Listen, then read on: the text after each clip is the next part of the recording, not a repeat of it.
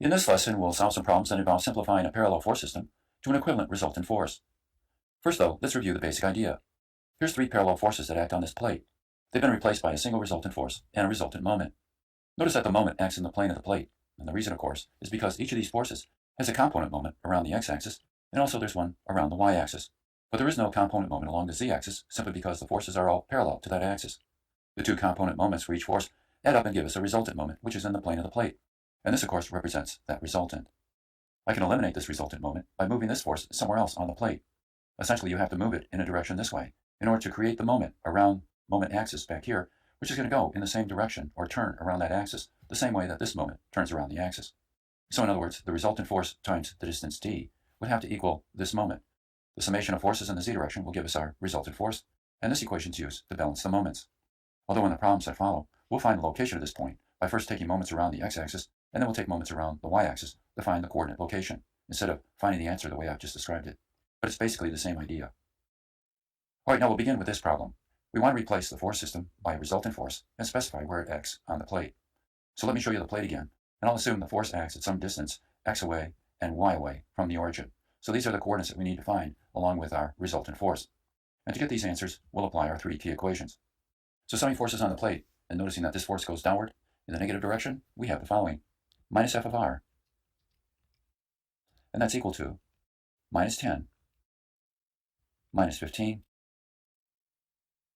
and of course plus 5. And when you solve this equation, you get your result, which is plus 20 kilonewtons. The positive sign means that indeed the force goes downward, the way we assumed.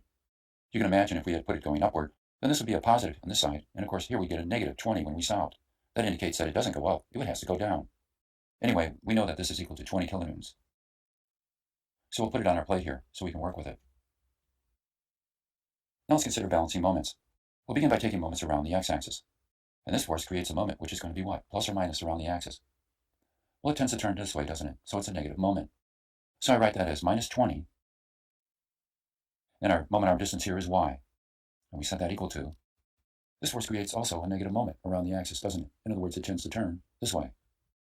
So we have minus 10 times the moment arm distance of 4.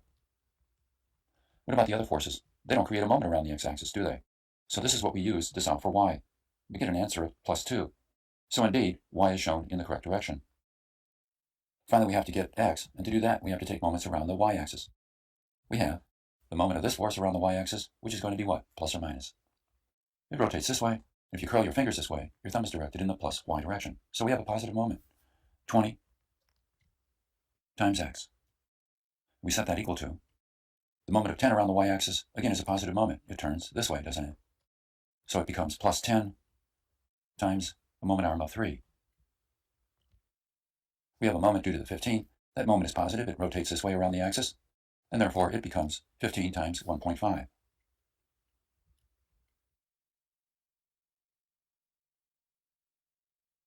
What's left is the 5, but that doesn't create a moment around the y-axis because it passes through it. We can solve this equation for x. When we do that, we get the answer of 2.625 meters. Now we know where the force is placed on the plate, and when it's there, the plate will essentially behave the same way in terms of its external effects as it will when these three forces are acting on the plate. So if there's no supports for the plate, it'll simply tumble in space under this force or under these, and it will behave the same way in both cases. All right, now let's solve this problem. We want to simplify this force system to an equivalent resultant force and specify where it acts on the block. Well, again, we'll show our results. Unknown distance y over, and an unknown distance x over, and of course, an unknown force. Summing forces in the vertical direction, we have minus f of r. And we set that equal to minus 3, minus 4, and plus 1. When you work this out, you get f of r, and it's 6 kilonewtons. It's positive, so again, we've assumed the correct direction for the force f of r. It goes downward. And as we said, it's equal to 6 kilonewtons.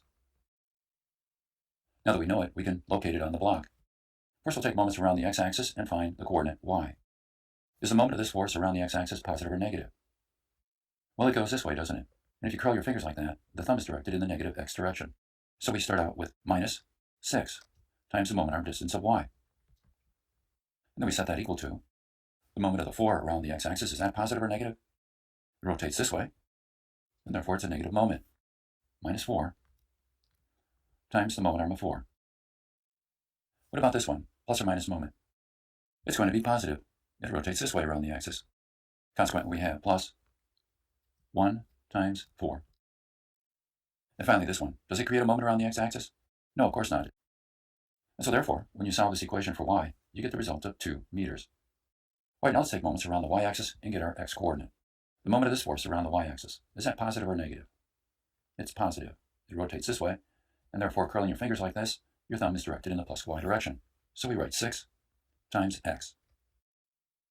And we set that equal to, moment of this force around the y-axis, of course, is 0. The moment of this one around the y-axis would be, of course, plus. It tends to rotate this way. So we have 4 times the coordinate distance of 3. And finally, we have the moment of the 3 around the y-axis. And that moment is also positive. It tends to rotate this way. Therefore, we write plus 3 times 3. And now we solve for x, and we get our result, 3.5 meters.